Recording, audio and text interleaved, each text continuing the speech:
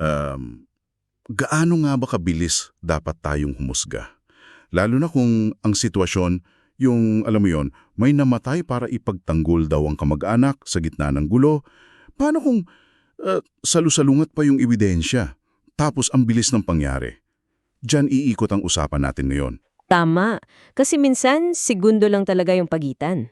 O nga, so ang tatalakayan natin ay itong kaso ni Floro Galorio Yigapas laban sa People of the Philippines. GR number 254531 mga kaibigan, bagong-bago pa, February 19, 2024 lang ito na promulgate. Si Galorio kasi nahutulan na ng homicide sa baba, pero lumaban siya hanggang Korte Suprema. Ang sabi niya, depensa lang daw yon para sa pamangkin niya. Oo, yun yung claim niya, defense of relative. Sige, himayin natin to. Paano ba nagsimula yung gulo?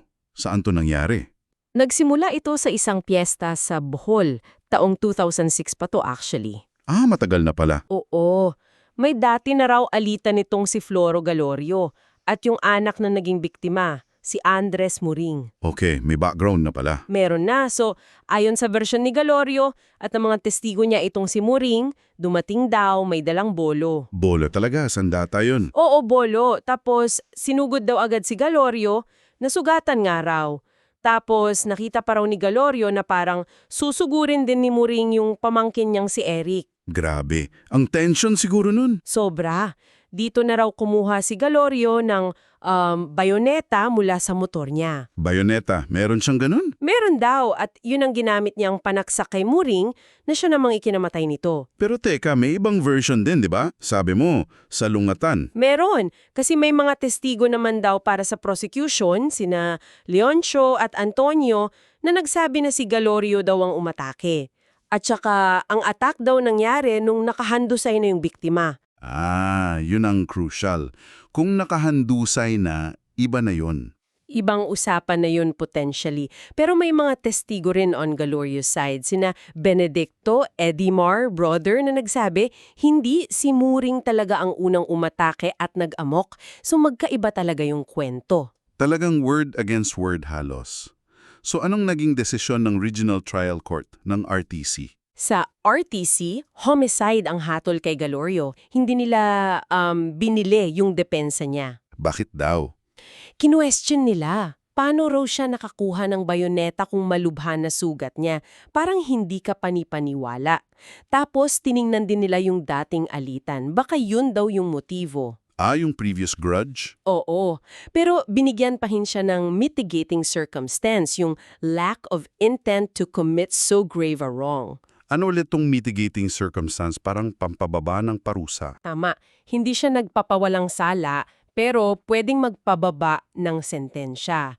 Kinilala ng RTC na baka hindi naman talaga intensyon ni Galorio na yung, alam mo na, patayin si Muring ng ganon. Okay, gets. So homicide pa rin pero may konting pagaan. Amakyat ba ito sa Court of Appeals? Oo, umakyat sa CA. Pero kinatigan lang ng CA yung desisyon ng RTC. Ah, ganun pa rin. Walang nagbago. Ganun pa rin. Basically, ganun pa rin. Ang dagdag pa ng CA, kahit daw si Muring yung unang umatake, yung unlawful aggression daw, natapos na nung bumagsak si Muring. O kaya nung tinutukan na siya ng baril ng pamangkin ni Galorio. Teka, may baril din yung pamangkin? Ayon sa CA decision, parang may ganung anggulo silang tiningnan. So yung pagsaksak daw ni Galorio, ano na lang yun, parang paghihigante. Hindi na raw valid defense. Dito talaga nagkakatalo yung timing, no? Ang hirap sukatin nung natapos na ba ang aggression. Sobrang hirap, split-second decisions yan eh. Exactly. Okay. So dito napapasok yung Korte Suprema.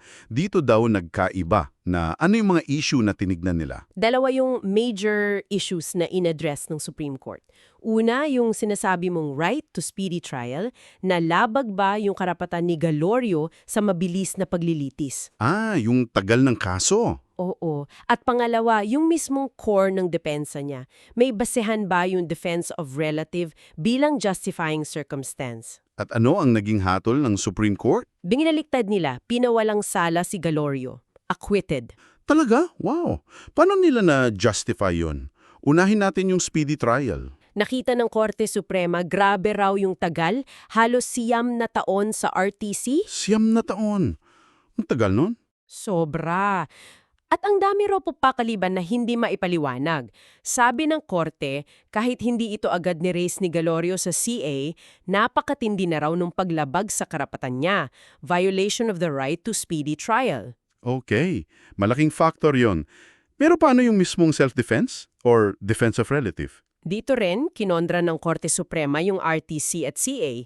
Sabi nila, parang nagkamali yung mga naunang korte sa pag-assess ng ebidensya.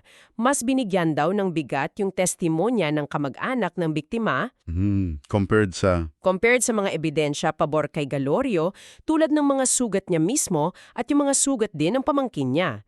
Para sa Korte Suprema, patunay yun na tuloy-tuloy pa rin yung unlawful aggression ni Muring hanggang sa masaksak siya. Hindi pa tapos yung panganib. So hindi pa pala tapos yung aggression nung sinaksak siya. Yun ang finding ng Supreme Court. At pangalawa, tiningnan nila yung means used. Reasonable necessity. Sabi nila, yung isang saksak ng bayoneta, considering na bolo yung gamit ni Muring na pangtaga, reasonable daw yun. Hindi naman inulit-ulit yung saksak. Makes sense. Isang saksak lang. Oo. At pangatlo, wala raw sapat na ebidensya na si Galorio yung nag-provoke. Walang sufficient provocation from Galorio's side. Okay. At dito nila ginamit yung Ularbe Doctrine, tama? Yes, yun nga. Ang Ularbe Doctrine, sinasabi nito na dapat mong husgahan yung kilos ng taong nagtatanggol based sa kung paano niya nakita yung sitwasyon nung mismong oras na yun, sa gitna ng panganib. Hindi yung parang armchair analysis pagkatapos na. Yung heat of the moment perspective, kumbaga. Parang ganon. Ilagay mo raw yung sarili mo sa sapatos ni Galorio. Nasusugatan ka na, nakikita mo pamangkin mo inaatake, may bolo yung kalaban. Sa ganong senaryo, yung isang saksak para sa Korte Suprema, reasonable means para matigil yung aggression. Malinaw yon. Napaka-importante ng Ularbe Doctrine sa mga ganitong kaso. So para sa mga tagapakinig natin, ano yung dalawang pinakamahalagang doktrina o legal principle na matututunan natin dito? Okay, dalawa yung key takeaways. Una, right to speedy trial. Karapatan yan na garantisado ng Constitution at may batas pa RA 8493.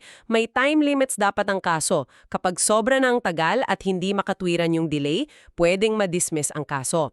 Importante na i-raise mo to, pero minsan tulad dito, kahit late na, pwede pa rin i-consider ng korte kung sobrang grabe yung injustice. Noted. At yung pangalawa? Pangalawa, yung defense of relative. Nasa Article 11, Paragraph 2 yan ng Revised Penal Code, isa siyang justifying circumstance. Ibig sabihin kung mapatunayan mo, wala kang criminal liability, absuelto ka. Pero kailangan mong patunayan yung tatlong elements. 1. Unlawful aggression galing sa biktima. 2. Reasonable necessity nung paraan na ginamit mo para depensahan. At 3. Walang sapat na provocation galing sa iyo o sa taong dinepensahan mo. At syempre, laging isasama yung Ularbe Doctrine sa pag-evaluate. Okay, napakalinaw nun. Kaya pala, sa huli, pinawalang sala si Floro Galorio. Kinilala ng Korte Suprema yung pagtatanggol niya at yung paglabag sa karapatan niya sa mabilis na paglilitis. Oo, dalawang grounds yon for acquittal niya. Ang tanong na lang siguro na may iwan sa atin at para sa inyo na rin na nakikinig.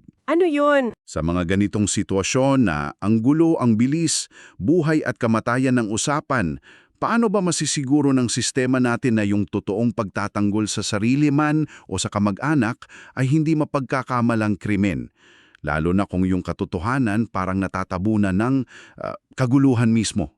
Malaking hamon yan sa ating justice system, 'di ba? Paano i-balance yung paghahanap ng katotohanan sa gitna ng kaos? Oo nga. Anong tingin ninyo dito sa kasong ito? May insights ba kayo? Ibahagi nyo naman sa comment section. At kung nagustuhan nyo itong paghimay natin, sana po ay pindutin niya yung i-like o favorite button. Malaking tulong yan. Tama. At syempre, para updated kayo sa mga susunod pa nating malalimang pagsusuri, mag-subscribe na po kayo. Subscribe para lagi kayong una sa mga bagong talakayan. Maraming salamat sa pakikinig.